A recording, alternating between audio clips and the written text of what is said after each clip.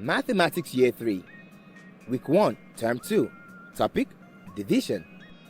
In this lesson, we will learn about division. Let's begin.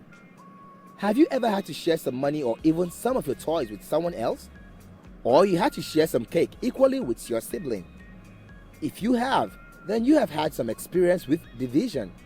First, what is division? I'll tell you. Division in mathematics is breaking a number up into an equal number of parts. It is the result of fair sharing. Division is the opposite of multiplying. When we know a multiplication fact, we can find a division fact. For example, what is 20 divided by 4? This question is simply asking how many parts would you find if you break up 20 into 4 equal parts. Here is the answer to the question. Using dots, let us represent the question like this. If you take 20 things and put them into 4 equal sized groups, there will be 5 things in each group. The answer is 5. So, 20 divided by 4 equals to 5. This means that if I have 20 buttons and I want to share them into groups made up of 4 buttons each, I will end up with 5 groups. That was quite easy to do, right? But there's more. Let's learn about the signs for division. There are a number of signs that people may use to show or represent division. The most common one is this. But the backslash symbol is also used. The backslash looks like this. Sometimes, people will write one number on top of another with a line between them. This is called a fraction. These are example signs for A divided by B. Each part of a division equation has a name. The 3 main names are the dividend, DI, VI, DE, and D. The divisor, DI, VI, SOR, and the quotient, QUO, TIE, and T. The dividend is the number you are dividing up. The divisor is the number you are dividing by. The quotient is the answer.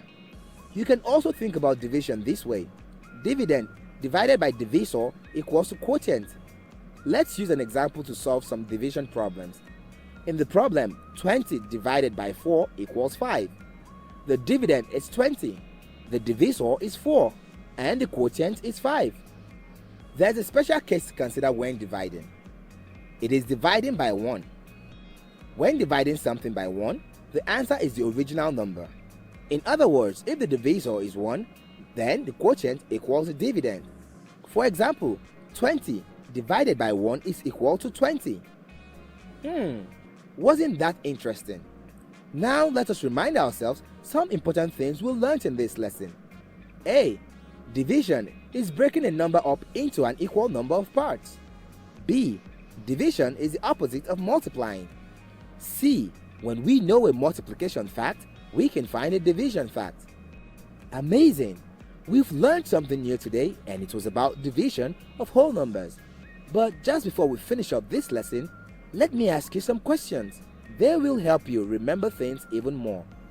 Question 1. What is division? That's correct. Division is breaking a number up into an equal number of parts. It is the opposite of multiplication. Wow! Thank you for spending some time with me in this lesson. It was fun learning something new. Now you understand what division is about.